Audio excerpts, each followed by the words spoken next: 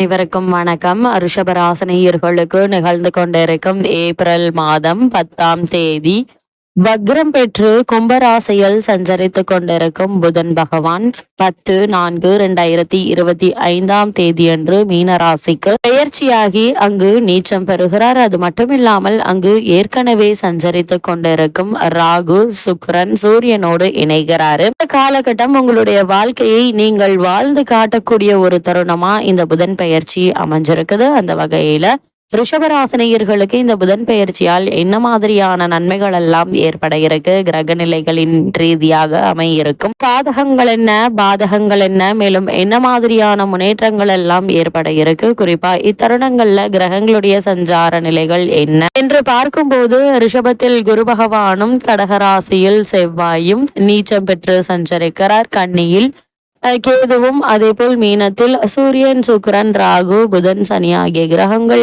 இணைந்து சஞ்சரிக்கிறார். இந்த கிரகங்களுடைய சஞ்சார நிலைகளின் காரணமாக ரிஷபராசினியர்களுடைய வாழ்வில் குடும்ப சூழ்நிலை ரீதியாக உத்தியோகம், தொழில், வியாபாரம், கலைத்துறை, அரசியல் துறை, மாணவ மாணவிகள், விவசாய துறையினர், பெண்மணிகள் என அனைவருக்குமே என்ன மாதிரியான நன்மைகள் எல்லாம் ஏற்பட இருக்கு என்பது குறித்தான முழுமையான பதிவு தான் இந்த வீடியோல நம்ம விரிவா பார்க்க போகிறோம். அதற்கு முன்னாடி புதன் பகவான் பற்றி சற்று விரிவாக தெரிந்து கொள்வோம். அந்த வகையில புதன் பகவானை பொறுத்த வரைக்கும் பொன் கிடைத்தாலும் புதன் கிடைக்காது என்று சொல்வார்கள். அதாவது இந்த இடத்தில் பொன் என்பது செல்வத்திற்கான அதிபதி குருவை குறிக்கும்.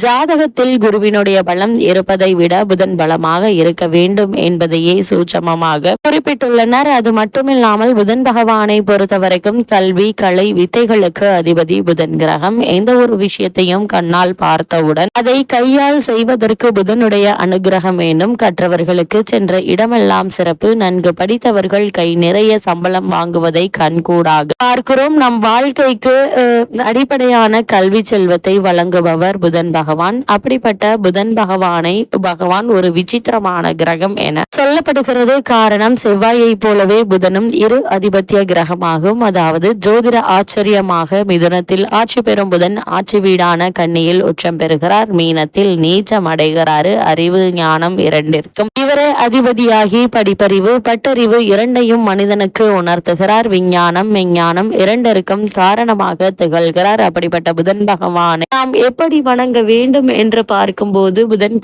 பகவானை புதன்கிழமை என்றில்லாமல் நவகிரக புதன் பகவானை எந்த நாளில் வேண்டுமானாலும் வந்து வணங்கலாம். நவகிரகத்தை 9 முறை வந்து மனதார வேண்டிக் கொள்ளுங்கள். அப்படி வேண்டிக் கொள்ளும் போது நீங்கள் வேண்டியதெல்லாம் புதன் பகவான் தந்தருள்வார். அது மட்டுமில்லாமல் புதன் பகவானை பொறுத்த வரைக்கும் 6 லக்னங்களில் பிறந்தவர்களில் புதனுடைய வலு குறைந்து பலவீனமாக இருப்பவர்கள் சீர்காழிக்கு அருகில் இருக்கும் திருவெண்காடு எனும் ஊரில் கோவில் கொண்டிருக்கும் ஸ்வேதாரணீஸ்வரரை புதன்கிழமை சென்று வழிபட்டால் நல்ல பலன்கள் கிடைக்கும். அதுவே சென்னையில் இருப்பவர்கள் போரூரிலிருந்து குன்றத்தூர் செல்லும் வழியில் இருக்கும் கோவூரில் குடிக்கொண்டிருக்கும் சுந்தரேஸ்வரரை வணங்கினால் கூடுதலான பலன்களை பெறலாம் என நம்பப்படுகிறது. இந்த வகையில ரிஷபராசியை சேர்ந்த கிருத்திகை 2ஆம் பாதம் முதல் ரோகிணி, மிருகசிரேஷம் 2ஆம் பாதம் வரை உள்ள நட்சத்திரக்காரர்களுக்கு புதன் பகவானுடைய இந்த மீன ராசி நீச்ச சஞ்சாரத்தின் காரணமாக குடும்ப சூழ்நிலை ரீதியாக என்ன மாதிரியான நன்மைகள் எல்லாம் ஏற்பட இருக்கு என்று பார்க்கும்போது இக்காலகட்டத்தை பொறுத்த வரைக்கும் 8ஆம் இடத்திற்கும் லாபஸ்தானமான 11ஆம் இடத்திற்கும் உரிய குரு பரிவர்த்தனை யோகம் பெற்றிருப்பதால் ராசியில் ராசிநாதன் சுக்கிரனே இருப்பதாக பொருள் கொண்டு பலன்களை ஆராய்ந்தால் தடைபட்டு வந்த அனைத்து முயற்சிகளும் உங்களுக்கு நல்ல ஒரு முன்னேற்றத்தையும் வெற்றியையும் பெற்றுத்தரக்கூடிய ஒரு தருணமாக தான் இந்த புதன் பயிற்சி காலகட்டம் அமைஞ்சிருக்கு. அதே போல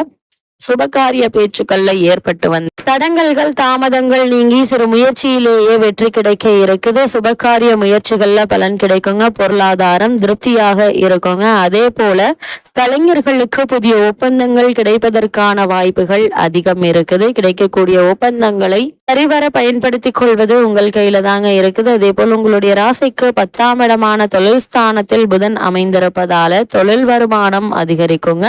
புதிய முயற்சிகள்ல வெற்றி கிடைப்பதற்கான சாத்தியக்கூறுகள் அதிகம் இருக்கு. அதே போல் உங்களுடைய ராசிக்கு 11ஆம் இடத்தில் ராகு சூரியன் அமைந்திருப்பதால மனதில் வைத்திருந்த திட்டங்கள் செயலுக்கு வரக்கூடிய ஒரு தருணமா அமைஞ்சிருக்குதுங்க. அரசாங்க உதவிகளும் எளிதில் கிடைக்க இருக்கு என்பதை கிரகநிலைகள் தெள்ள தெளிவாக அறிவுறுத்துதுங்க. அது மட்டும் இல்லாம இந்த புதன் பயிற்சி காலகட்டங்கள்ல உங்களுடைய ராசிக்கு 7, 12 கூறிய செவ்வாய் நீச்சம் பெற்று சஞ்சரிக்கிறார். அதாவது 12 கூறியவர் நீச்சம் பெறுவது என்பது நல்லதுதான் என்றாலும் 7ஆம் அதிபத்தியம் நீச்சம் பெறுவதால குடும்ப பிரச்சனைகள் தலைதூக்குங்க. கொடுக்கல் வாங்கலில் இடர்பாடுகள் ஏற்படுவதற்கான வாய்ப்புகள் அதிகம் இருக்குது. வீடு கட்டுதல், ரியல் எஸ்டேட் போன்ற விஷயங்களை எச்சரிக்கையோடு கையாள வேண்டும். குறிப்பாக ஜென்ம குரு இருப்பதால் எதையும் யோசித்து செய்ய வேண்டும் என்பதை கிரக நிலைகள் மீண்டும் மீண்டும் அறிவுறுத்தது. அது மட்டும் இல்லாம ஜென்ம ராசியில் குரு பகவான் சஞ்சரிப்பதால குடும்பத்தில் சக்திக்கு மீறிய செலவுகள், உறவினர்களிடையே ஒற்றுமை குறைவு ஏற்பட்டு வந்த நிலையில கூடிய விரைவில் இந்த பிரச்சனைகள் அனைத்திற்குமே உங்களுக்கு தீர்வு கிடைக்க இருக்குது. அதே போல மன நிம்மதியை பாதித்து வந்த விரயஸ்தானத்தில் சூரியன் இருப்பதால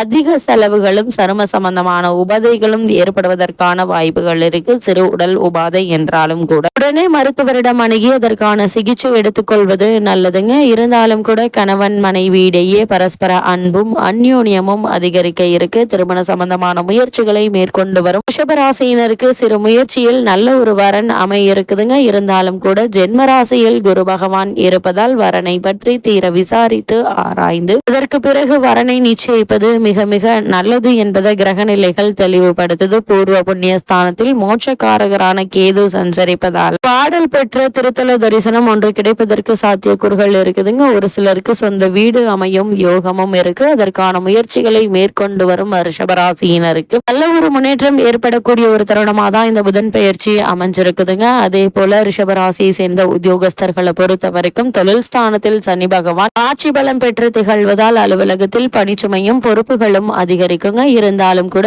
ஊதிய உயர்வும் பதவி உயர்வும் கிடைப்பது மனதிற்கு உற்சாகம் தரும் விதமா அமைஞ்சிருக்குது. அதே போல் வேலை வாங்கினாலும் கூலி கொடுக்க தயங்காதவர் சனி பகவான். அந்த வகையில இந்த காலகட்டங்கள்ல உங்களுக்கு எதிர்பாராத பல முன்னேற்றங்கள் உங்களுக்கு கிடைக்க இருக்குது. சக ஊழியர்கள் உங்களுடைய முழு முயற்சிகளுக்கும் ஒத்துழைப்பாங்க. புதிய வேலைக்கு முயற்சித்து வரும் ரிஷபராசி அன்பர்களுக்கு நல்ல நிறுவனத்தில் மனதிற்கு பிடித்த வேலை அமையுங்க. வெளிநாடு செல்ல ஆர்வம் உள்ளவர்கள் அதற்கான முயற்சிகளை தற்போது நீங்கள் தாராளமாக மேற்கொள்ளலாங்க. மகத்தான வெற்றி கிடைக்கும், வாழ்வும் வளம் பெறும் என்பதை இதனுடைய இந்த சஞ்சார நிலை தெளிவாகவும் உறுதியாகவும் எடுத்துக்காட்டுது. அதே போல் ரிஷபராசியை சேர்ந்த தொழில் மற்றும் வியாபாரம் செய்பவர்களை பொறுத்த வரைக்கும் சந்தையில் போட்டிகள் சற்று கடுமையாக இருக்கும். இவற்றை சமாளித்து நல்ல லாபம் பெற்று தருவார் சனி பகவான். ராகுவும் அடிக்கடி விற்பனை சம்பந்தமாக வெளியூர் பயணங்கள் செல்ல வேண்டி இருக்கும். அப்படி சென்றாலும் கூட உங்களுடைய தொழில் மற்றும் வியாபாரத்தில் நல்ல ஒரு முன்னேற்றம் கிடைக்கும் என்பதால நீங்கள் கவலைப்பட வேண்டிய எந்த ஒரு அவசியமும் இல்லை என்பதையே கிரக நிலைகள் உங்களுக்கு மீண்டும் மீண்டும் அறிவுறுத்துதுங்க.